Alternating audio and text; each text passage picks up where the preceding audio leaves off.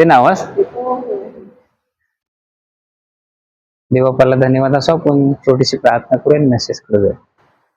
आमच्या स्वर्गीय परमेश्वर देवबापा, आम्ही तुला धन्यवाद देतो देवबापा. देवबापा, पुन्हा एकदा तुला एक आबा बाप्पा परमेश्वर पिता म्हणून हाक मारण्याची वेळ तू आम्हाला दिलेली आहेस. आम्ही या जगाच्या वेळेनुसार परमेश्वर देवबापा वेळ काढून तुझ्या पवित्र स्थानात आम्ही आलेलो आहोत परमेश्वर देवबापा. कारण तू आमच्यासाठी मौल्यवान आहेस परमेश्वर देवबापा. तुझं येणारं वचन आमच्यासाठी मौल्यवान आहे परमेश्वर. तू आम्हाला ते वचन आमच्या अंतःकरणात पेरण्यासाठी देवबापा, ते आम्हाला समजून घेण्यासाठी तू सहाय्य कर परमेश्वर पिता.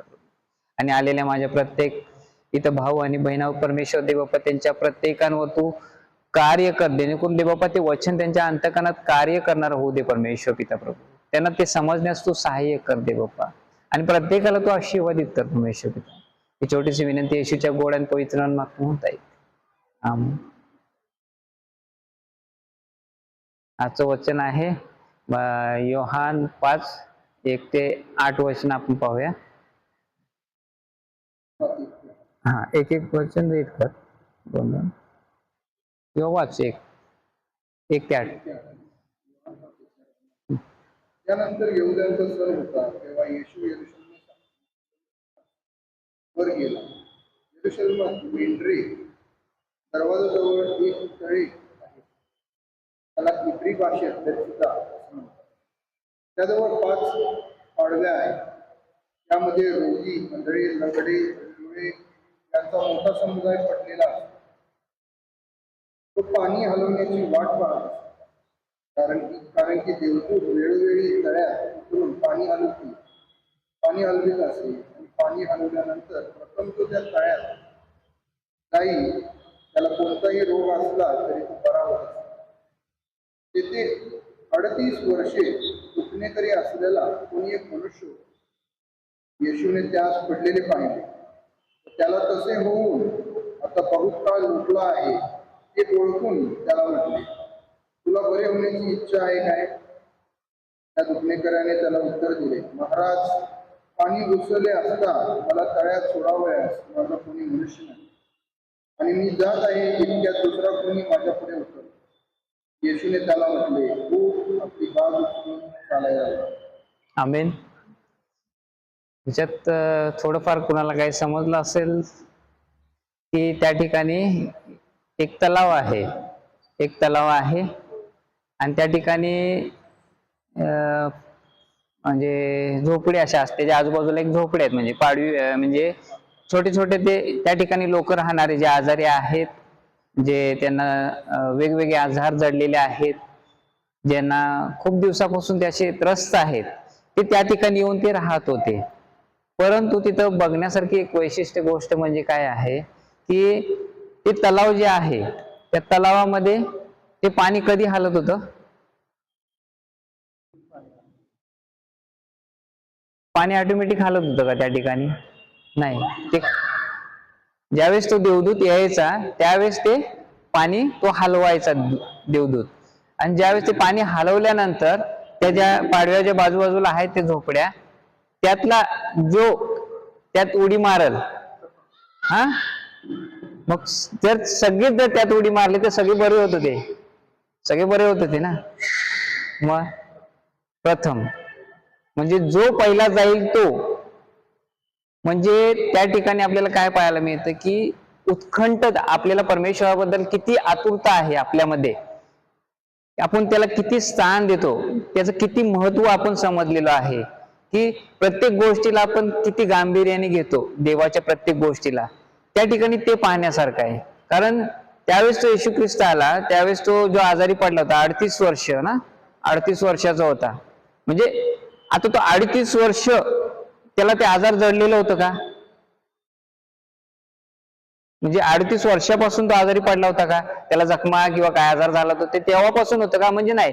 त्या ठिकाणी काय होते, तो त्याच्या आधी बरा होता, म्हणजे व्यवस्थित होता तो काही कालावधी नंतर तो आजारी झालेला आहे, किंवा त्याला ते जखमा झाले असतील, किंवा त्याला पायाने चालता येत नसेल, म्हणजे तो आधी व्यवस्थित होता, नंतर तो आजारी पडलेला आहे. काय होतं, आपण कधी कधी परमेश्वराकडे जायला थोडासा वेळ लावतो, त्याला समजून घेण्यासाठी वेळ लावतो, आणि आपल्या हातातनं वेळ जाते निघून.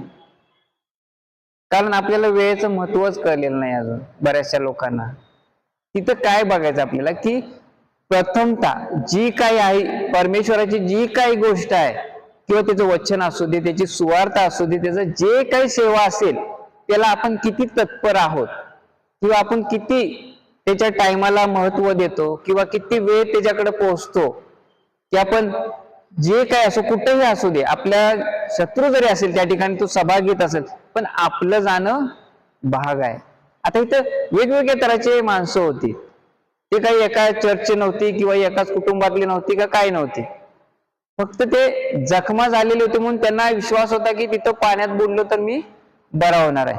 आता तिथं 100 लोक जरी असतील तर 100 पैकी जो पहिला उडी मारल तो बरा होणार आहे, बरोबर आहे. मग आता त्यातनं कोण कोण उडी मारणार, एकच बरा होणार. तो देवदूत त्याच्यासाठी खाली येत होता आणि तो पाणी हलवत होता, म्हणजे एक जण बरा होणार आणि एवढ्या झोपड्या बाजूला. मग तो जो पडलेला होता तो काय म्हटला येशू ख्रिस्ताला की मला त्या तलावाजवळ नेण्यासाठी कोणी नाही, माझ्या मदतीसाठी कोणी नाही. परंतु येशू ख्रिस्ताने काय पाहिलं तिथं, ते वचनात आपण पाहिलं तर काय म्हणताय तो की मला त्या तलावात नेण्यासाठी कोणी त्या ठिकाणी नाहीये. परंतु येशू ख्रिस्ताने ज्यावेळेस त्याच्याकडे पाहिलं तर येशू ख्रिस्ताने काय म्हटलेलं, तिथं वचन आहे, ते वचनात एक्झॅक्ट आठवत नाही, पण तिथे त्या ठिकाणी म्हटलेलं आहे की हा आजार तुला खूप आधीपासून आहे, म्हणजे त्याला त्यांनी ओळखलेला आहे. येशू ख्रिस्ताने आधी सगळ्या गोष्टी माहिती होत्या, करेक्ट.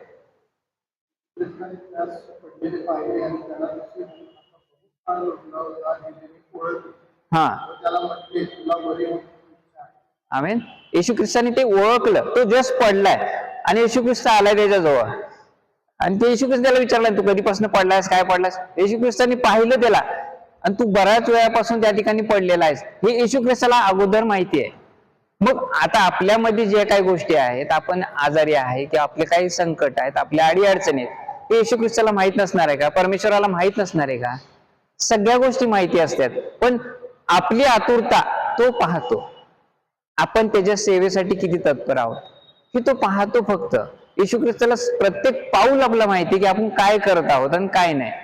त्यामुळे आपण त्याला आपल्याला वाटत असेल की मी त्याला एक गोष्ट चुकवलेली आहे, मी हे चुकीचं केलेलं आहे, हे तुला माहितीये, तुला वाटत असेल की त्याला माहित नाही देवाला, हे असं कधी कधी मानवाला वाटत असतं. परंतु येशू ख्रिस्ताला आणि परमेश्वराला सगळ्या काही गोष्टी माहीत असतात. आज आपण इथं आहोत, आपल्याला आतुरता आहे, आपल्याला त्याचं महत्व कळले, त्याचं गांभीर्य कळलेलं आहे आणि आपण कसं आहे, जसं येशू ख्रिस्त चालला ना तसं आपण चालत आहोत. आपल्या मागे येणारे, आपल्याकडनं शिकणारे आहेत ते. ज्यावेळेस आपणच जर शिकलो नाही प्रत्येक गोष्टी, आपल्याला जर येत नसेल तर आपण त्यांना तरी कसं घेणार आहे ना. आपली सेवा ही परमेश्वराला माहिती आहे. परमेश्वर आमच्यात जसं जोडेल कुणाला तो परमेश्वरच जोडणार आहे. आपण फक्त ध्येय ठेवणं गरजेचं आहे. जर कोणी येत नसेल तरी आपली उपस्थिती या ठिकाणी लावणं गरजेचं आहे. ज्यावेळेस आपण उपस्थिती लावतो त्या ठिकाणी प्रत्येक कार्य परमेश्वर पाहत असतो. आपण असं समजायचं नाही की आपण 4च आहे, आपण 5 आहे, आपल्याकडे कोणी पाहत नाही, काही गरज पडत नाही त्याच्यात. म्हणजे कुणाचा विचार करण्याची गरज नाही आपल्याला, की आपल्या मंडळीतले आपल्याला कोण विचारत नाहीये, काय घेणं देणं नाही आपल्याला, नकोय, विचारले नाही, काही गरज नाही. आपलं अंतःकरण परमेश्वर पाहतो. तू त्याची सेवा प्रामाणिक करतेस, तू तुझा वेळ काढून परमेश्वराला देतेस किंवा देतोस, हे परमेश्वर पाहतो ना. परमेश्वराने त्याचं फळ तुमच्यासाठी ठेवलेलं आहे. तर हेच म्हणायचं होतं याच्यातून की परमेश्वर तुमच्या सगळ्या गोष्टी जाणत असतो. तुमची आतुरता त्याच्यासाठी तुम्ही किती तयार आहात हेही तो पाहत असतो. यासाठी तुम्ही प्रत्येक गोष्टीत परमेश्वराला स्थान द्या आणि त्याच्या सेवेला तुम्ही धावून जावा. वेळ न करता त्याच्या सेवेला तर सदैव तत्पर असा. मी हे पण मेसेज आज करणार नव्हतं, पण ते बाळाला घेऊन कसं करू मी, तरी मी गॉडफ्रीने फोन केला होता, तू कर म्हटलं मी त्याला तयारी. बट मी दुपारी जो झोपला थोड्या वेळानं जर वाचत बसलो, तेवढंच मला मेसेज कळलं, तेवढंच मी म्हणजे जास्त त्याच्या डीप मध्ये मी गेलो नाही, त्यामुळे मला ते व्यवस्थित एक्सप्लेन करता येत नाही. मग जस्ट जेवढं कळलं तेवढं मी तुम्हाला सांगत आहे की त्याच्या सेवेत तत्पर राहणं आम्हाला गरज आहे. आम्हाला मनुष्यासमोर दिसणं काही एवढं गरजेचं नाहीये. आज आमचं प्रतिफळ स्वर्गात आहे हे आम्हाला विश्वास असणं गरजेचं आहे. आणि जसं आपण क्लेम करतो ते आम्हाला मिळणारच आहे, कारण अनुभवीच माझा मुलगा इथंच आहे. डेली म्हणतो बाप्पा आज त्यांनी मार खाल्ला, तू का खाल्ला नाहीस म्हणतो मी जाताना वचन बोललो, कुठला? परमेश्वर माझा मेंढपाळ, मला काय होणे पडणार. तो शाळेत आलो त्याला मी डेली विचारतो, तुला मारली का आज टीचर? नाही म्हणते. का बरं?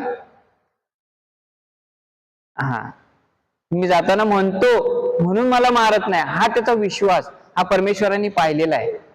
आपण आपलं जे काही आहे आपण परमेश्वराच्या हातात समर्पित करणं गरजेचं आहे. आपण आपल्या बुद्धीवर अवलंबून नाही राहायचंय. आपण ज्यावेळेस घरातून बाहेर पडतो, काहीतरी वचन असेल, ज्या कामाला निघतो त्या आधारित तो वचन क्लेम करणं, बोलणं आणि त्यावेळेस निघणं, हे फार मोठं काही कार्य करणारं वचन असतं. हे आम्ही अनुभव घेतो. म्हणून तुम्हाला सांगतो की प्रत्येक गोष्टीत तुम्ही वचन बोलत जाणं गरजेचं आहे. थँक्यू देवाला, आणि तुम्हालाही धन्यवाद की तुम्ही वेळ दिला, माझं व्यवस्थित ऐकलं. शॉर्ट होतं, मी काही जास्त वेळ घेतला नाही, कारण मला थोडं तेवढं कळलेलं होतं म्हणून. थँक्यू. होय, गुड.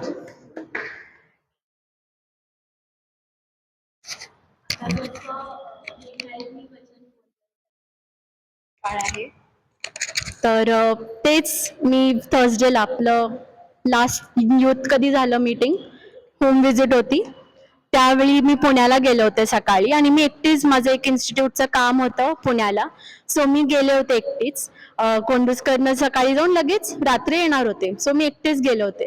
आणि असं फार काही विचार केला नव्हता. मी सेम जसं मिखाईल वचन म्हणलं होतं तसंच मी निघण्याच्या आधी हेच वचन म्हणून गाडीत बसले. मी पोचले बरोबर आणि मग सेटल झाले. त्यांनी मला 4 वाजता बोलवलं संध्याकाळी, पण मी 12 वाजता आधीच पोचले होते, म्हणून मी एका मॉलमध्ये सेटल झाले. आणि सेटल झाले मग काहीतरी वाचायला बसू म्हणलं, आणि फोन सुरू केलं, फोनच सुरू होत नव्हतं. डिस्प्ले गेलाय, म्हणजे माझं सगळं जीपे त्यात, माझं फाईल्स त्यात, माझा अभ्यास त्यात, आणि इकडे तिकडे बघते कोणच नाही माझं. म्हणजे मी एकदम शॉक झाले. आणि मग अचानक मला लक्षात आलं, मी कधीच कॅश कॅरी केलं नाहीये 3 वर्षात. मी कधीच एक्स्ट्रा काही सामान कधीच कॅरी करत नाही. बट बाय गॉड्स ग्रेस माझ्या हातात त्यावेळी कॅश होतं. कारण आणि जसं देव पुरवतो, म्हणजे जितकं देवाला माहिती आहे की तन्वीला एवढी आज गरज आहे, तेवढीच गरज भागवणारा तो परमेश्वर आहे. त्याच्या त्यावेळी जे लोक होणार पाहिजे होती समोर, ते लोक देवाने माझ्या पुढे आणले. सगळं बरोबर झालं, म्हणून मी देवाला धन्यवाद देतो.